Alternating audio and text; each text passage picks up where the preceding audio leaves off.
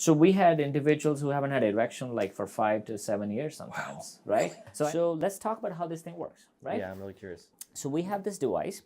So it sends sound waves, and those sound waves create small trauma inside the penis muscle. So this is how it sounds like.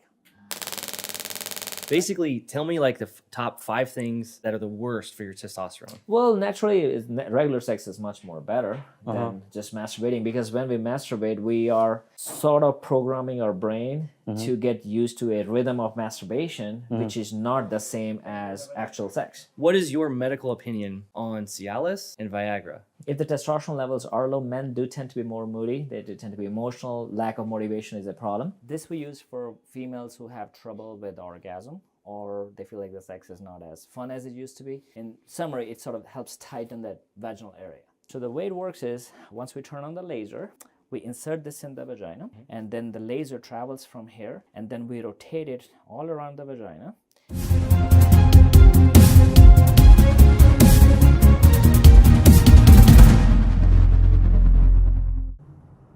Today we are checking out Rare V and Healer here with David and Dr. Raj. So today we will be talking about a lot of subjects that are important to men's health. We're going to talk about penises, talking about vaginas. We're going to talk about mental health, sleep, leveling up as a man in the modern world. So one of the pet peeves of mine is sometimes I like to talk to my friends about health, and they always say, David, you're not a doctor. Well, you know who is? This gentleman. Hey guys, number 1 mental health, men's health, erectile dysfunction doctor at the Vegas. Hi guys, I'm Dr. Raj Singh. I'm a board certified physician in internal medicine and nephrology, which deals with a lot of kidney issues. I've been practicing for about 13 some years. I travel nationally to speak at multiple conferences, especially on sexual health, male hormones, and we had a great success taking care of clients from all different ages and diversities. Let's get started with the questions. I'm looking forward to it. Yeah, so you've actually hired us for photography. Correct. And we thought you were such an interesting character. We thought maybe it'd be kind of nice to interview you, learn about your services, but more importantly, him and I have a lot of questions. We have a lot of clients in our program and people that we service who have questions about diet, sleep, gym, erectile dysfunction, testosterone. So we thought it'd be exciting and fun to ask an actual doctor who has expertise in these subjects. So we're gonna do a tour of his facility, and so let's go.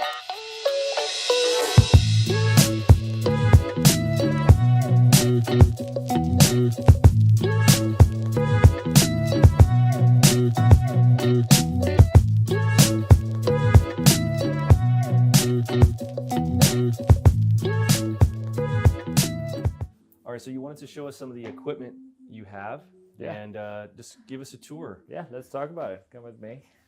So as we get older, and especially we're dealing with so much stress, I'm seeing a lot of men with sexual issues, decreased sexual drive, the erections are less and few in between, and when they do get erection, it's not very good.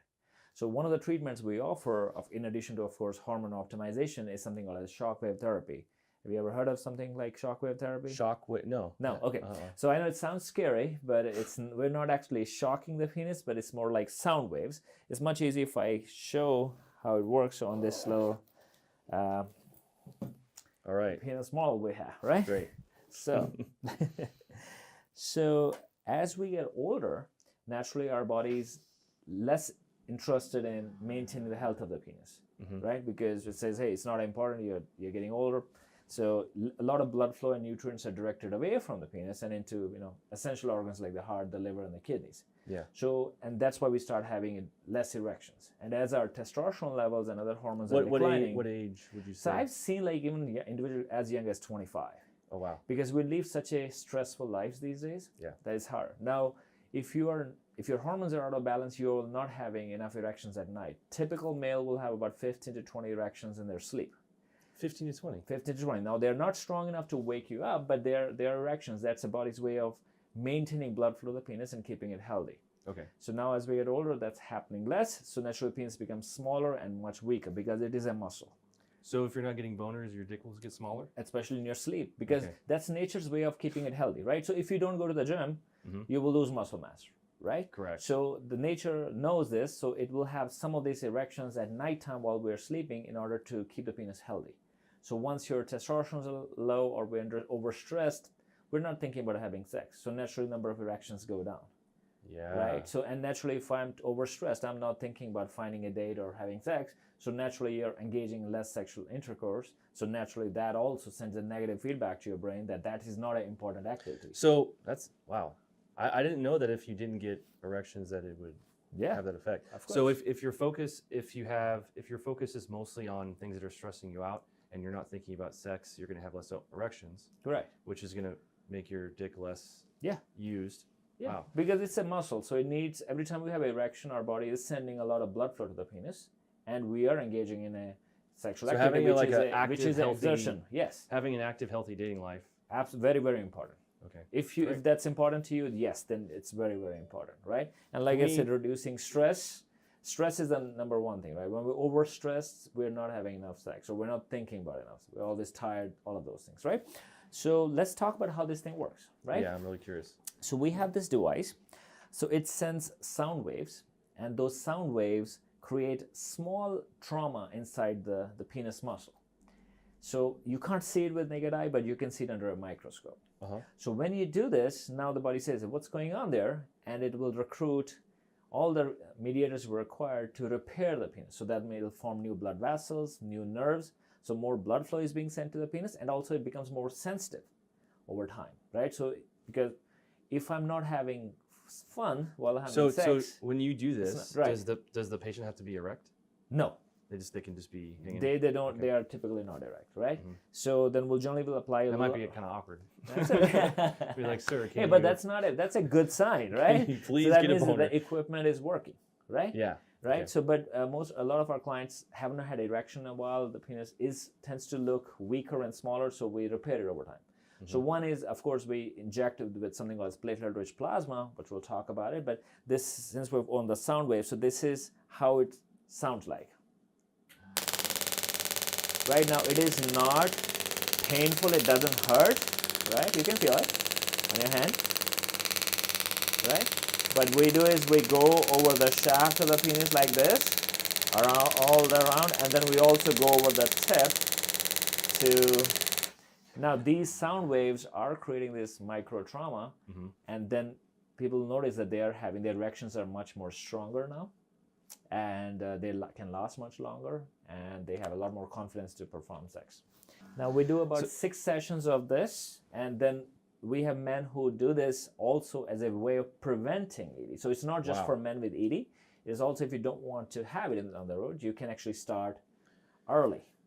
So what's the longest that a patient says that they haven't been able to get an erection? So we had individuals who haven't had erection like for 5 to 7 years sometimes, right? No matter what they try?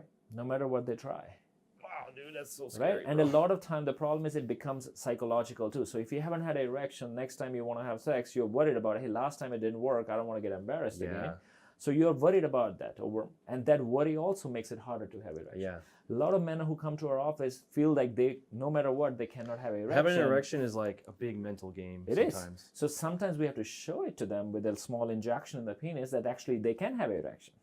So we inject a small medication, causes penis erection. We say, hey, look, your penis works fine.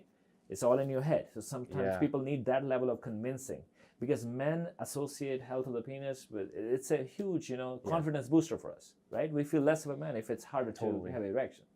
So we do this. Then another treatment is called platelet-rich plasma. So we draw blood, we spin it, and we have stem cells, growth factors that we inject directly into the penile muscle.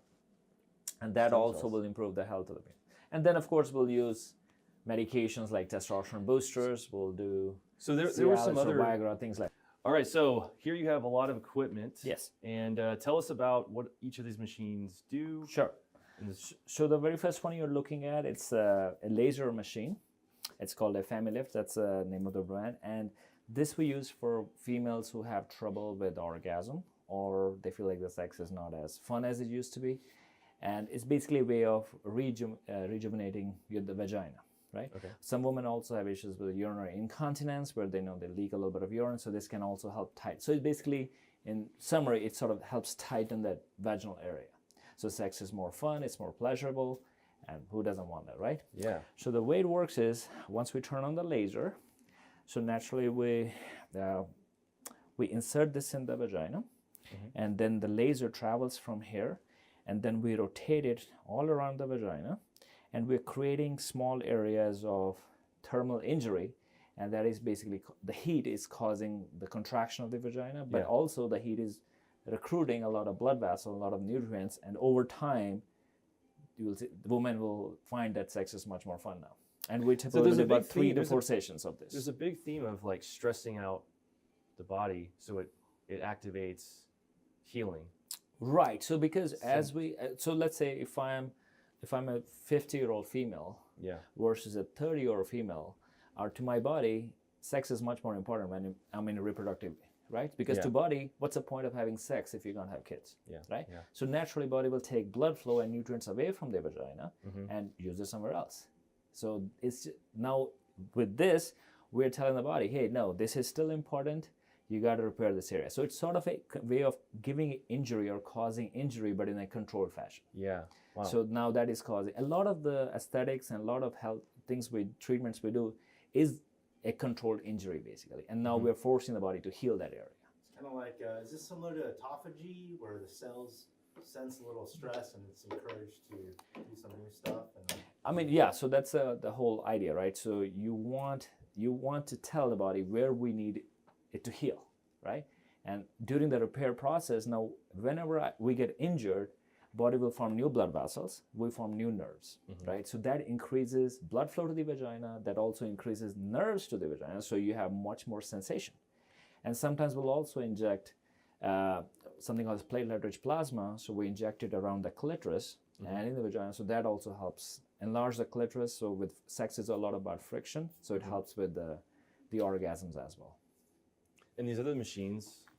So this is a light panel. So this we use to help with the reversing of the aging process. So basically it's a 15-minute session. So our client puts their head there, and then it's a low-level laser. So it's low enough it won't hurt, but it's powerful enough that it will, again, recruit a lot more blood flow to the area. So if I'm using my face, it'll help with that. If I'm a guy and I'm worried about losing hair, I use it on my scalp about once a month, and it preserves or maintains or improves the hair growth. So that's what we use this for.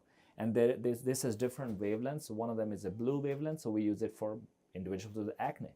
So blue light kills bacteria, and a lot of acne are caused by bacteria. Wow. So that's a blue light panel. I can turn it on, but we'll have to plug it in if we need to. It's okay. So another laser, so this is something we use for photofacials. So it's basically a light so over time we can have pigmentation, sun damage, skin is becoming much more loose. So this helps tighten that area. This helps remove that pigment, so the skin is much more firmer, so sort of like baby skin, right? So we use this for that. This is just a cryo chiller, so it cools the air. So when we are doing a procedure, it numbs the area just with cold air. Yeah. So it minimizes pain and discomfort. So that's how this thing works.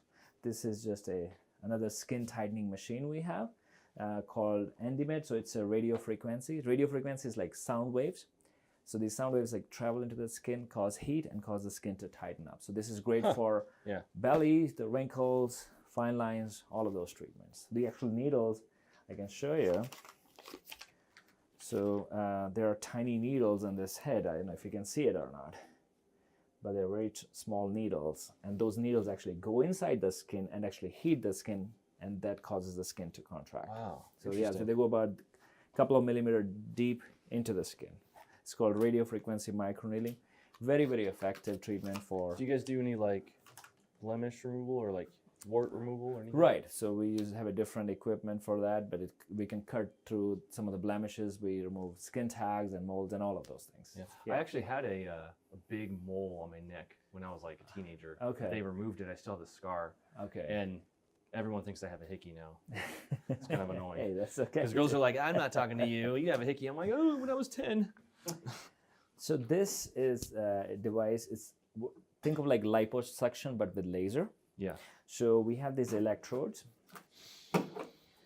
So we put them on the areas where we want fat reduction to happen. So a lot of men have like, love handles, right? Or we have thighs, maybe loose skin or a lot of fat. So we put this on there and we turn on the machine. It's about 25-minute treatment. So the laser will actually heat the fat cells to a certain degree, which will cause them to just burst apart. And so you lose about 25 to 30% of fat with these Have treatments. you yourself used any of your own treatments? I have, yes, I have. There's a reason I look this good. Yeah, you look great. Looking good. Some of these treatments, yes. Some of it. He's like, I don't only have a the dick vagina, shocking. so I have no use for that equipment. But I certainly use a lot of treatments. Great, cool. Because it's prevention is much better, right? Yeah. When I get older, if I start, it will not be as effective, and I'll have to spend a lot more money. So, Totally. but if I can do a couple of treatments once in a while, it kind of keeps me looking better and keeps my sex life good. And let's stand probably here, so that it's a nice background and all, Okay, so this is nitrous oxide. So a lot of our clients have a lot of anxiety about getting some of these procedures done. So it's simply nitric oxide. So you inhale this a little bit, or we also call it laughing gas. Yeah. And this helps calm the anxiety down, and they have less pain, and they're happy while they're getting the treatment. That's the whole idea, right? So we utilize this for individuals, especially if they have a lot of pain sensitivity or they're very anxious about getting something done. This helps you calm it down, and then there's no after effects in 5-7 minutes is gone, and then you can drive and go back to your routine. Great. And that's it. Yeah. So this is something we use for body tightening or body contouring. So this has vacuum. So if you can put your hand, it tends to create a vacuum. So we apply it on the basically the love handles, the body area, and it pulls the skin in. And there is also heat waves, the sound waves that travel, heat up the skin, and it's also pulling it. So it's basically helps.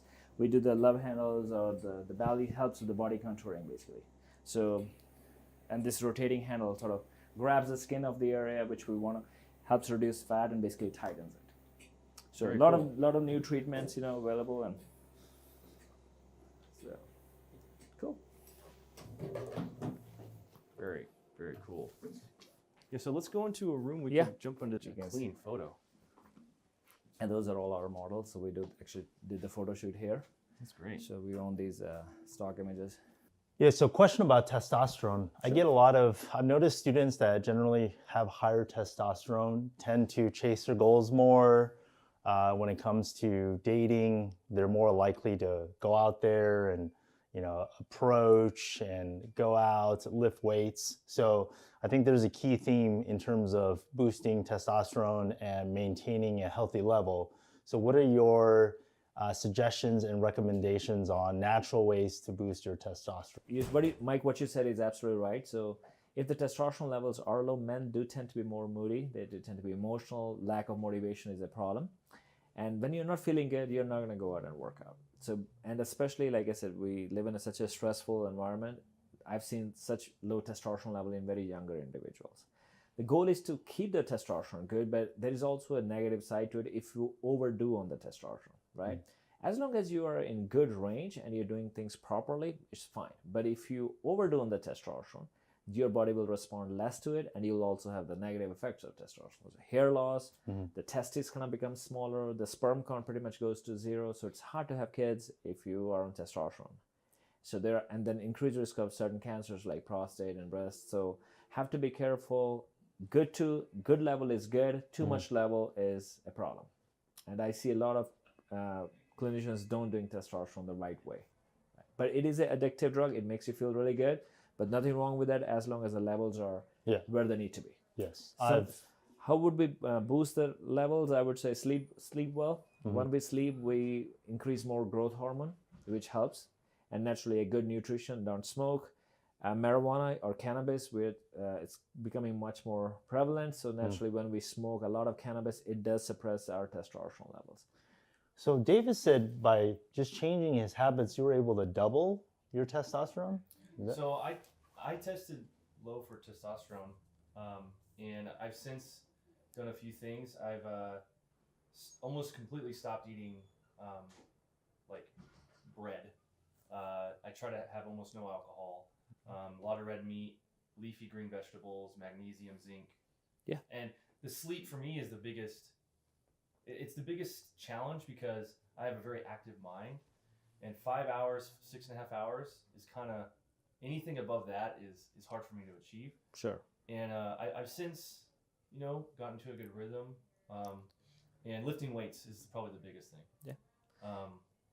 And I think lifting weight is probably helping you de-stress, which is making it easy for you to sleep. But yeah, I mean, you can take some ashwagandha that helps boost testosterone. Then zinc, boron is another good one. Boron, I just got So, and then of course, being aware that, hey, my testosterone level is low. So it's good to have it checked, because then you can take some measures to kind of get it better, right? And reducing the stress, I think, is extremely important. I generally see a lot of sleep issues these days. People have a very hard time sleeping. We're overstimulated and our cortisol may be too high. And if you're overstressed, overworking, naturally your body can only make so much of everything. So it will cut back on testosterone production if you have an overly stressed life. Let's put it that way. So there's two ways to ask, how do you naturally boost your testosterone? One way is what is the right thing to do? Here's my next question. If my goal was to have the lowest testosterone possible, like if I wanted to hurt myself, basically tell me like the top 5 things that are the worst for your testosterone. Like if my goal was to make it as low as I could. Sure. So, I mean, stress, I'm again saying the same thing. So stress, I think, is the biggest one. Stress? Because our testosterone in men is made by adrenal glands and our testes. So adrenal glands also make cortisol. So when we are dealing with a lot of stress, we produce a lot more cortisol. Naturally, if I'm always worried I'm overstressed, I'm not thinking about sex. So testosterone production becomes less important. So reducing your stress, I think, is the number one in my book. Second, of course, don't smoke. Smoke what? Cigarettes. Cigarettes. Right? Okay. So cigarette smoke is associated with suppression of testosterone. And then if you are doing cannabis again, that will suppress testosterone quite significantly, especially if you do it every single day. Now, occasional use once in a while is fine. And then again, overly processed diets, especially if you do a lot of meat, and it's not a good quality meat, because a lot of farm animals are injected with estrogen as a way of fattening them up. So men, when we get estrogen, it's a very powerful hormone, and men don't like that feeling. It's kind of like a woman around her menstrual cycle, right? We become moody, we become irritable, we're not so much fun to be around. We may have a tear down our eyes, and it's all of those things. And testosterone typically makes us more confident. It does make us less distant also. So women will complain that, you're not listening to me, or you're not responding as emotionally as you should, but that is testosterone's doing. So if I want my testosterone to be bad, I should smoke cigarettes, smoke weed every day, don't get a good sleep. And what are some like foods or dietary habits that could contribute to like low testosterone? So again, I would say if you do a lot of soy, which is, although it's a phytoestrogen, but it is a estrogen, right? So, and again, it's like avoiding processed foods probably is important, foods. Right? And a lot of meat, avoid all of this. Dairy is associated with some meat? Yeah. Meat, because again, it'll give you a good dose of hormones, synthetic hormones. Oh. Because I thought having meat was like, you have creatine and protein, and that's good. Well, again, remember, so protein is good, but you can get the same quality of protein from vegetable sources too, right? So that is just a myth that, hey, eating meat is better for muscle building. It's not. Okay. Right? We create more acid, and it's much more unhealthy for us versus actually eating a vegetable protein. Could be lentils, could be garbanzo beans, could be anything. So it's okay to eat meat, but if that's your main preferred source of protein intake, it's probably not a good thing. Is there a label you want to look at? For example, non-GMO, no hormone meat. So yeah, I mean, again, organic meat is probably the better way to do it, right? But if a lot of the thing is, who's monitoring these facilities, right? A lot of time it'll say, but we'll pledge never to use hormones in our animals. I mean, it's just a pledge. If you use hormones, is something going to happen to you? Nothing, right? So I've seen if we look at a lot of clinical data, and plenty of meat which said there's no hormones is laced with a lot of synthetic hormones. So same thing with milk also. And then masturbate less. Masturbate less. Because every time we ejaculate, it is associated with suppression of testosterone for about 5 to 7 days. Really? Yeah. Is there a difference between masturbating and regular sex? Well, naturally, regular sex is much more better than just masturbating, because when we masturbate, sort of programming our brain to get used to a rhythm of masturbation, which is not the same as actual sex. Right. The other thing is a lot of people masturbate and watch porn at the same time. So now you are training your brain to get excited by watching other people having sex versus you getting engaged in sexual activity by itself. Plus, when we also watch porn or masturbate, we have a tendency to get overstimulated, and over time we feel like, the same clip may not be as sexually exciting as the first one was. So we have a tendency to flip. So naturally, you don't have the option of switching your partner in real life that quickly as you have. So yes, the masturbation or frequent masturbation is associated with the suppression of testosterone. It's not a good thing. So sex is better. Good. It's good physical exercise too. Yes. Yes. What would you say are the main factors that can cause ED or reduction in male performance? I think depends on who you are, right? Like I said, stress will cause ED over time because our body can only make so much of everything. And the same glands are making testosterone versus cortisol and DHEA. So naturally, if you're consistently utilizing a lot of cortisol, you are not thinking about sex. If I'm the zebra that is constantly being chased by a tiger and overstressed, I'm not thinking about having sex. I'm thinking about survival. So when we get into survival mode, we're not thinking about sex. And when we are in survival mode, we tend to sleep poorly too because our mind is constantly active. Our body is tired from all the running, from all the exertion, but our mind is in a million places. Right. Because we're overstressed. And then we finally go back to sleep at 1 o'clock in the morning, and then we're up at 5 or 6 o'clock again. And when we wake up in the morning, everything is achy again because we didn't get a good restful sleep. Naturally, that's a bad thing to do. How do people deal with stress? I know me personally, I don't get a lot of stress because my brain tends to tune things out. It's almost like some people, it feels like, at least for me, I'm genetically tuned to have low stress because I'm like a worry-free kind of guy. Sure. But if you're just naturally stressful, like what are things that you can do to reduce that? I know ashwagandha is good. So I believe in fixing the problem. What is causing the stress? Is it a bad job? Well, change the job, right? Is it a bad partner? Well, change the partner. Is it your marriage? Get divorced, right? So you gotta fix the reason behind the stress. I think is the most important, right? All the other things, ashwagandha and rhodiola and all the anti-stress, those are just band-aids, right? You gotta fix the core problem, right? What is stressing you out? Fix the stress. Naturally, low testosterone makes it difficult to deal with stress. Low testosterone makes it easy for us to have addictions, right? So you will be consuming more alcohol, smoking more cigarettes because you're not feeling good, and we need those stimulants to make us feel better. So that's why it's so hard to quit anything when your testosterone levels are super low. Interesting. Yeah. Well, since a lot of our work is in the arena of dating, having a quality girlfriend I feel like that could link low testosterone or good testosterone, your stress levels. I feel like, it's very important to make sure that your partner is, aligned with your goals and supportive. And it's so huge to like a male's career and personal development, fitness. Yeah, absolutely. And I think it'll be probably very hard for somebody with very low testosterone to actually get a girlfriend to begin with, because again, we need motivation and we need confidence, and testosterone does that for us. So I think having that optimizing, it's I think more important. So men with low testosterone tend to be more loners. They tend to not focus so much on exercise or looking good or feeling good. Depression is much more common. Masturbation is much more common. So all of those factors make it difficult to have a good quality of dating life. Yeah. So if you are one of that person, you feel like, hey, I don't have the confidence, or I have a hard time talking to girls, maybe you just need to get your levels checked, and maybe that's all you need.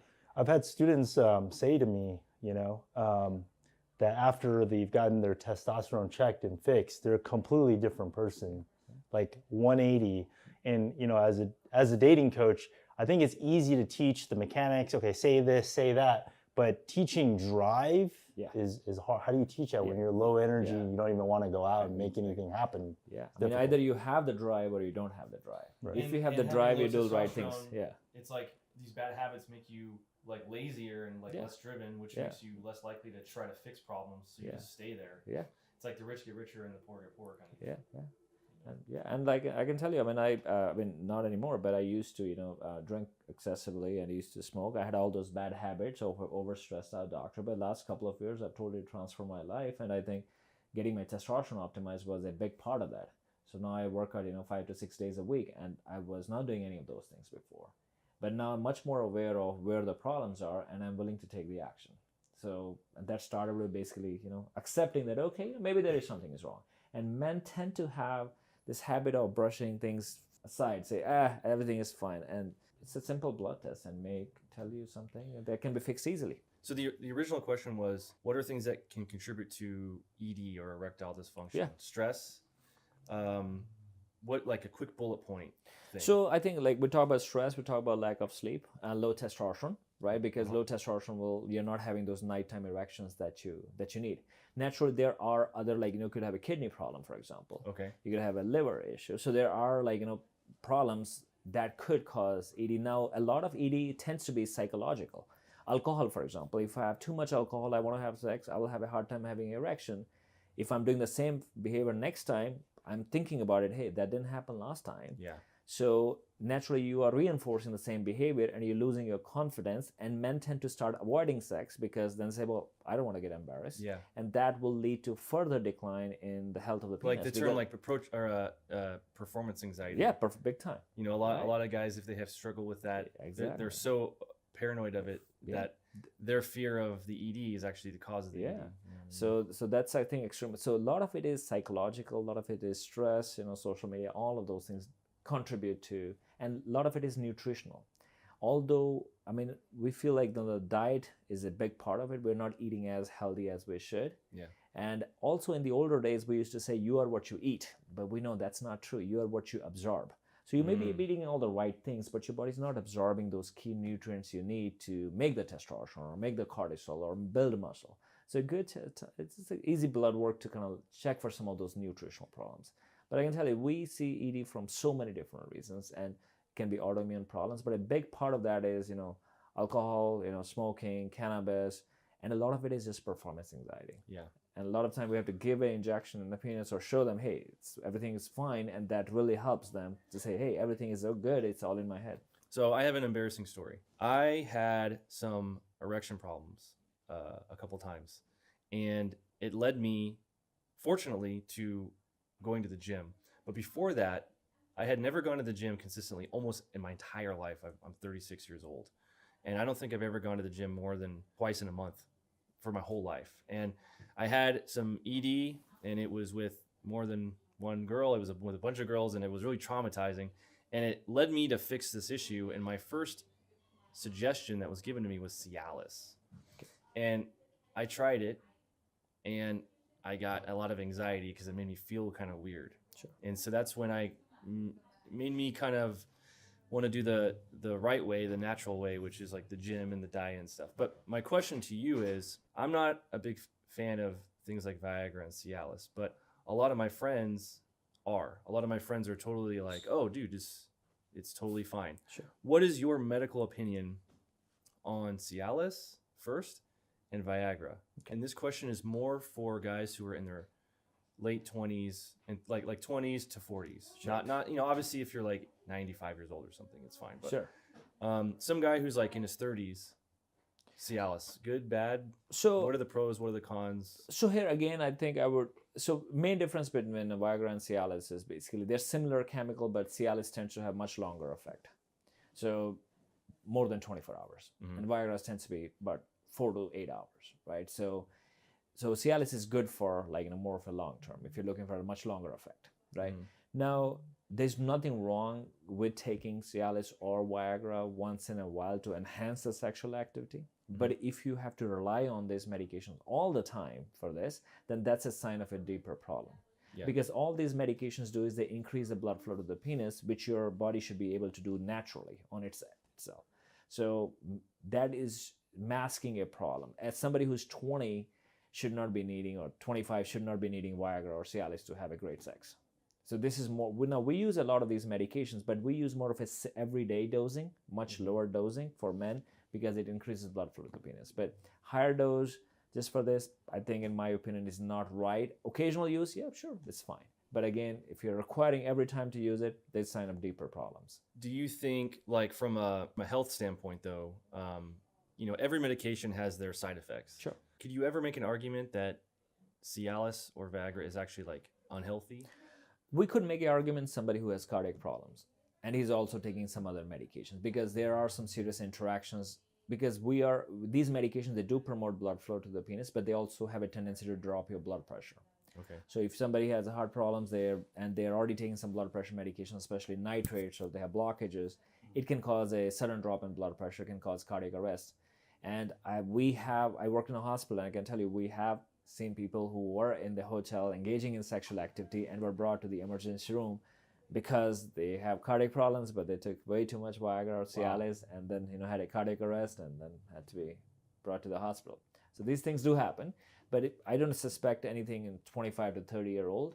But again, I'm saying is, if you are relying on that all the time, maybe you have confidence issues, maybe your penis is not as healthy as it should be, maybe you're overdoing on drugs or alcohol or smoking, and I would say you shouldn't need it if you're 25 and otherwise healthy. Yeah, so I've used Viagra. I haven't tried Cialis, but I try to use it sparingly. But like you said, I think if you use it all the time, your body acclimates, and it's just not good. But I think for me, sometimes you're in a difficult situation where you've had a little bit of alcohol. I try to drink very little. I might drink once every 6 months. But you're in a situation, there's some alcohol. I think I do it. I take Viagra maybe once every 3 months or 6 months, and I think. I mean, there's nothing wrong with taking it that infrequently, and like I said, even if you just take it once a week, it's okay. Yeah. All I'm saying is that if you have to take it every single time you have to have sex, and you are a young guy, then maybe you're masking some of the problems with Viagra. But otherwise, if you take it once or twice a week, it's not going to cause any negative effects to your health. And I agree, a lot of it is mental, because if it's with a girl that I already know and I'm comfortable, like I never need it. But it's like with a new girl, and it's like first time, and your room is kind of messy. You didn't really plan for it. You're in a new country. Then it definitely it helps kind of take the edge off of the uncertainty. Absolutely, and like I said, not having a good erection is big stigma for men, right? And it takes a huge mental toll on. I mean, I can tell you there were 1 or 2 instances where I was trying to have sex and I couldn't have like an erection, and it's really a huge stressor and a bummer. Yeah. So it happens to the best of us, and again, I had too much alcohol in my system, but the main thing is, for all men experience ED once or twice in their life, maybe even more frequently. So if one of your listeners has that problem, it's okay. It has happened to all of us. Yeah. So main thing is, if it's happening a lot more frequently, we need to do something about this. Right. But otherwise, things happen. It's funny. It's like when you have the confidence, it's positive synergy, and then it's also negative synergy, right? It's like when you got it and you have the confidence, you're more likely to do things that the girls are more attracted to, right? So then it's like better and better, and then if you can't get it up, you're more likely to be conservative. Sure. You don't want to try things. Yeah. So I think it's definitely important to. And then attraction to your partner is extremely important. And I can tell you, because we have a very busy sexual health clinic, I have clients that come in, and we had this one wife brought her husband and says, you got to fix this guy. I mean, he's having no erections, he has no sex drive. And so she was the one who is doing all the talking, and the guy is just sitting there listening. So now I said, well, can you leave for a couple of minutes so I can talk to him man to man? So as soon as she left, I said, okay, tell me what the problem is. He said, well, my sex drive is great, it's just not good with her. Right? So you can't fix that. I can't fix that. He said, my sex drive is great with my girlfriend. It's just with my wife I cannot. So that's not something I can fix, right? So attraction. So I told him, you need a marriage counselor. Why are you here, right? Yeah. Or a divorce attorney, right? Yeah. So attractiveness, I think, to the partner is important. So if that's there, I think erection is less of a problem. Yeah, well, that's what we do. We find guys attractive partners. So and I think you guys you're doing a great work. Thanks. We all need your help. Hair. So another thing that's really important to men who are in their 30s is their hair. A lot of us start to have a thinning hairline or a receding hairline. What do we do? Minoxidil is the first thing that comes to mind, but is there anything else? Sure. Is there shampoos, or is there certain things that could contribute to hair loss, certain chemicals to avoid, things like that? Yeah, so hair loss is common in men, and a lot of it is genetic. So if you have hair loss, you may notice that your father may have hair loss. So it does run in. There is big part of it is genetics, but that doesn't mean that we can't prevent it. The other common reason I see is overdoing on testosterone. But when we inject a lot of testosterone, about 4 to 6% of it gets converted to something called as DHT or dihydrotestosterone, and dihydrotestosterone causes the hair follicles to stop growing. So when the hair are not growing, they tend to fall. And TRT would qualify as too much testosterone. Right. So again, I mean, TRT is testosterone replacement therapy. So it depends on where you're getting your levels and how frequently are you injecting, what level are you trying to achieve. So that's why you will notice a lot of bodybuilders or, they don't tend to have a lot of hair on the scalp. A big part of that is that when you do a lot of TRT or high dose of it, and you're not taking DHT blockers, it will cause your hair to stop growing. And when the hair stops growing, the strand becomes weaker and then it falls off. Now you brought up, minoxidil. Now minoxidil is effective when we are young, but after the age of about 40, we don't have that much blood supply to our scalp, so we don't absorb the medication. So what we use is typically a compounder medication, which has minoxidil, which has something called a finasteride, which is a DHT blocker, and a couple of vitamins and nutrients. So you basically, it's drops that you apply to your scalp every day or 2 times a day, and that protects your hair from testosterone, that protects your hair from environmental damage. Then we talked about the red light panel a little bit, so we use that also. Or you can also use a shampoo that contains saw palmetto. Saw palmetto is a natural DHT blocker. So if you apply it to your hair and then leave it for 2-3 minutes and then rinse off, that will also protect your hair from hair loss. Do you guys sell that here? We do. So we do that. And then, of course, we do platelet-rich plasma, where, again, we're drawing your blood, we're spinning it, we're injecting it in the scalp, and that will also increase your hair growth, basically. The whole idea is all of these medication and treatments we do is to keep the hair growing. Hair start falling when they stop growing because they become weaker. Is there any truth to the claim that using hair gel too often is bad, or that hairspray, or there are some who argue that you should even not wash your hair sometimes, like you should just only shampoo like twice a week? Well, here's the thing. If your hair are already weak and then you are shampooing it and you're rinsing, then you're using a towel and then you're cleaning it very aggressively, you are causing some trauma or damage to the hair shaft, right? So that definitely is a problem. Now, with coming to the hair gel, if your hair are not very long, a hair gel is not an issue. Now, if your hair are long and you turn a hair gel, that adds increased weight to the hair, and that pulls on the hair roots, and that definitely can cause it, right? Now, drying of your hair, of course, it will cause weakening of the hair that you already have, but it won't cause more hair loss. But it will make the hair weaker because it's taking the moisture out of the hair. So that will make the hair much more thinner and much more easy to break.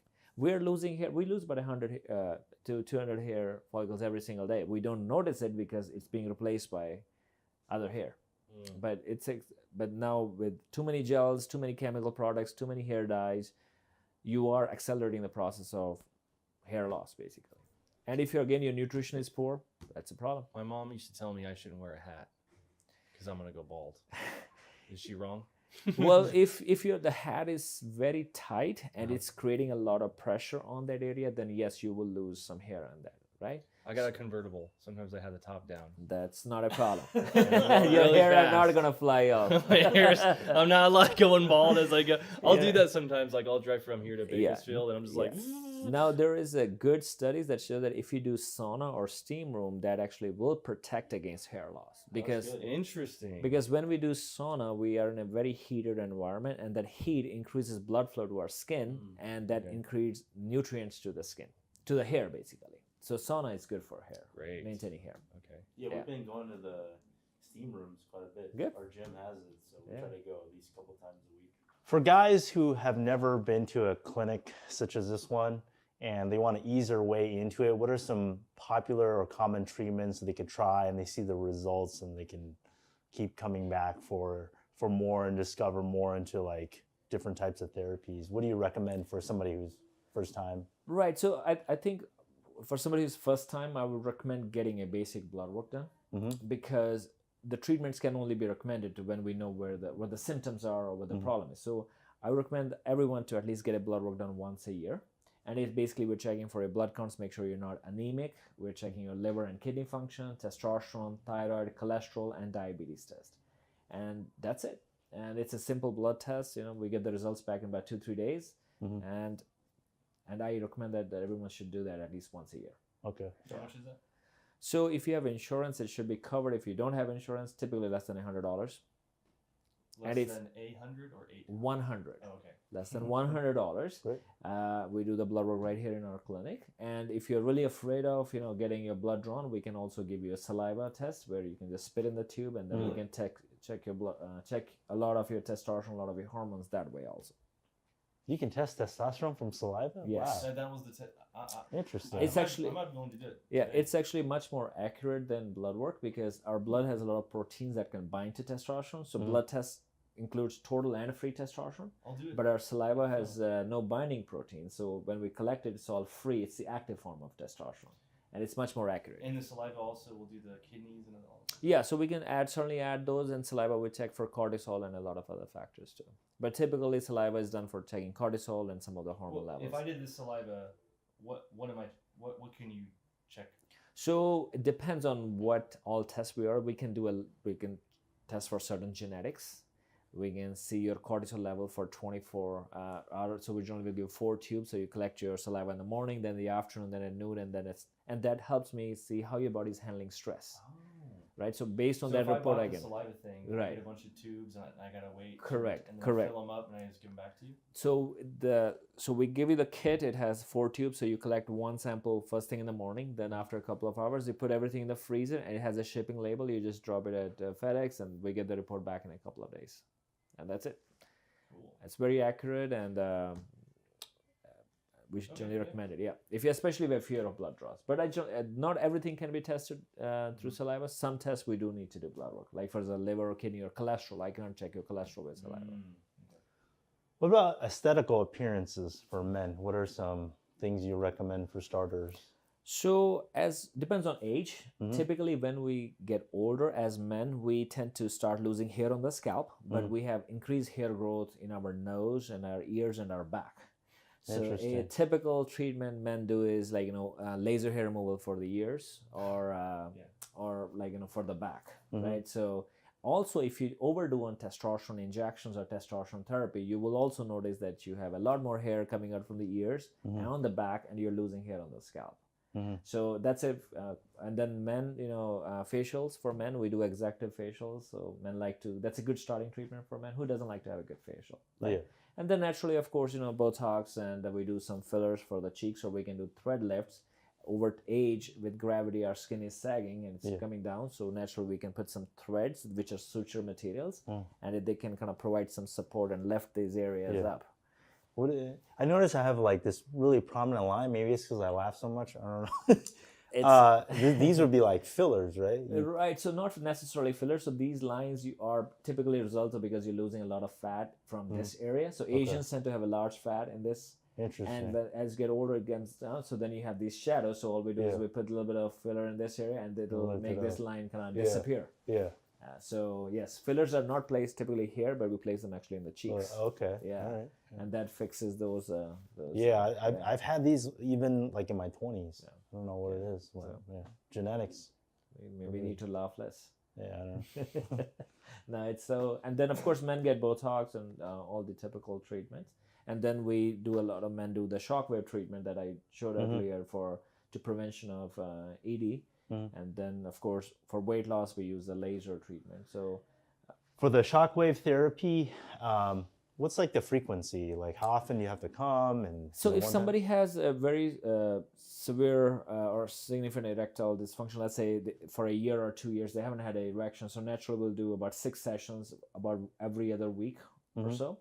Yeah. But then for men who don't have ED, but they're in their 40s, they feel like, hey, my penis is not as strong as I used to. I get hard, but it's not as good as it used to. Yeah. So generally they'll come and do about 1 session every year to sort of maintain, That's pretty. preventing it from kind of That's pretty effective. Once a year. I mean, is. It's like It a low is, yeah. frequency. Okay. It is. And then in addition to that, we'll generally give you some omega-3 to take or CoQ10. Those help reduce inflammation. Just like I'm developing blockages in my heart and my brain, same way we have blockages in our penis too, right? So you have less blood supply going there. So naturally omega-3, and they help reduce inflammation. There are some amino acids you can take like lysine. They help promote blood flow. Anything to do with nitric oxide typically helps. So there are all those things to prevention, right? So, and not smoking, because smoking causes our blood vessels to shrink, which causes ED over time. Right. And keeping a good mental health, I think. Human variability is so different, right? Like some people can bench 700 pounds and some people can't bench 50 pounds. Sure. Right? Right. What is the highest testosterone you've ever seen naturally, and what is the lowest you've ever seen? How many fold difference? So lowest I saw was about 200 in a 25, 26-year-old. And he was basically working at the airport and he was fueling jet engines. And he was not wearing a respirator, so all the toxins and all the fumes from the airplanes he was inhaling, and that was basically shutting down all his glands that produce testosterone, right? So that's the lowest I've seen in a young guy, like. And the highest I would say probably like 45, 50-year-old gentleman, and I think he was doing a lot of herbs and a lot of supplements, a lot of ashwagandha. And so probably I think I saw about 900 to 1,000 or so. But other than that, naturally you don't get levels higher than that. At 50, you would think that you'd see like an 18-year-old having high testosterone. Well, we do have higher levels when we're much younger, right? But remember, testosterone is pulse, right? So we have much higher levels when we wake up in the morning, right? That's why sometimes men will wake up with erection. So we do have a testosterone surge. So it changes over the so day as well. So if you get your testosterone done like late in the evening, it is going to be low. But if you get it done in the morning, it tends to be much more higher.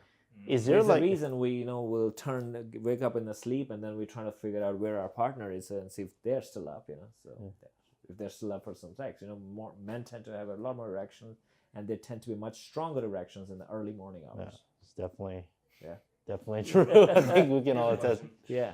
Guy in his 30s, what vitamins should he be taking? Like, do you recommend a multivitamin? Do you recommend buying individual, supplements? And the second question is, what should every guy be taking? What vitamins do you recommend if you're more focused on testosterone and like sexual health? Again, like I said, if you have a good healthy diet, generally most of us don't need to take additional vitamins. But that being said, if you're constantly working out, naturally the more activity we have, the more nutrients we consume, right? So if your consumption is high, you're stressed, you're overworking, you're working out a lot, naturally you need a higher dose of nutrients. So generally a good multivitamin every single day is great. I also think that everyone should be eating a lot of greens or grass, so because that helps keep the colon clean, and that grass or the greens feed the bacteria in our gut, and those bacteria are the ones when you say grass, I mean like a grass powder, like those greens are available everywhere, right? So we have that in our office too. Yeah, just like you could do just like a lot of vegetables. Grass is just because it's a powdered form, it's much easy to take. And these bacteria, and it doesn't get absorbed, so it stays in our colon, and the bacteria break it down and make serotonin, which is our pleasure hormone. Yeah. So if your gut is happy, your brain is happy, right? So a good multivitamin, this, and then again, like if you are working out and you feel like you're not building enough muscles, so probably like zinc will be a good one, or boron to boost your levels. Ashwagandha is a herb that I like a lot. Omega-3 is really good, especially after fish oil, because when we work out, we have a lot of inflammation, we have injuries to our muscle fibers, so that can help repair some of the damage and lower the inflammatory burden because it's an antioxidant, right? Now here's a question. Yeah. Because a multivitamin will contain zinc. So would you recommend a multivitamin and zinc? Is it like double zinc? Well, we don't need a whole lot of zinc. So if your multivitamin already has zinc, then no. But again, like I said, if your focus is on building a lot more muscle mass and boosting your testosterone and your stamina, you may need a higher dose of zinc and boron. Because what these boron does, for example, because also, sorry, that's okay. Like the multivitamins rarely contain boron. See, like for me, the reason I'm even asking this is because like I don't like multivitamins. There's something about it. It seems like fake. I like just buying the actual vitamin. Yeah. And just combining them all, so I control exact dosage. I mean, because like some people are like, oh, you need to have 5,000 IOUs of vitamin D, but you look at the vitamin D, it's like gel. But how is that in a multivitamin? Because the multivitamin has no gel in it. I don't know. It just well, naturally, if you're taking a multivitamin, it'll have a fewer quantities of everything, but you're also taking fewer pills. Yeah. Right. So now, like I said, with the boron, the way it works, it converts your total testosterone to free testosterone, and the free is the one that exerts its action. So a lot of those things. Is there a milligram suggestion? So no, I wouldn't. there's so many different levels I to have it, but I 3 believe it's milligram. in about a 50 milligram dose, but I could be wrong. I don't want to. Yeah, I recently bought boron. Okay. It's 3 milligram. it definitely helps, boost your zinc also, like about 50 milligram. It definitely helps convert your total to free testosterone. Zinc is the only vitamin that I notice my life being different when I don't have it. Okay. Because when I have zinc, I have morning woods more frequently, and I'm just hornier. But when I Yeah. don't, Yeah. it just goes away. It's like it's perfectly aligned. Like I know when Sure. I have zinc and when I don't. Yeah.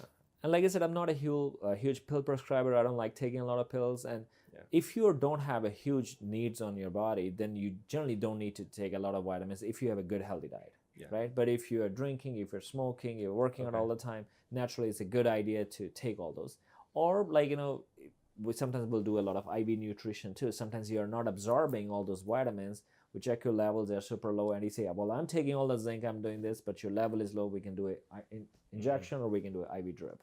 Yeah, so thank you so much for taking the time to answer all our questions. I think all of our viewers are asking these type of questions because it impacts everything we do from work to dating to health and fitness to sleep.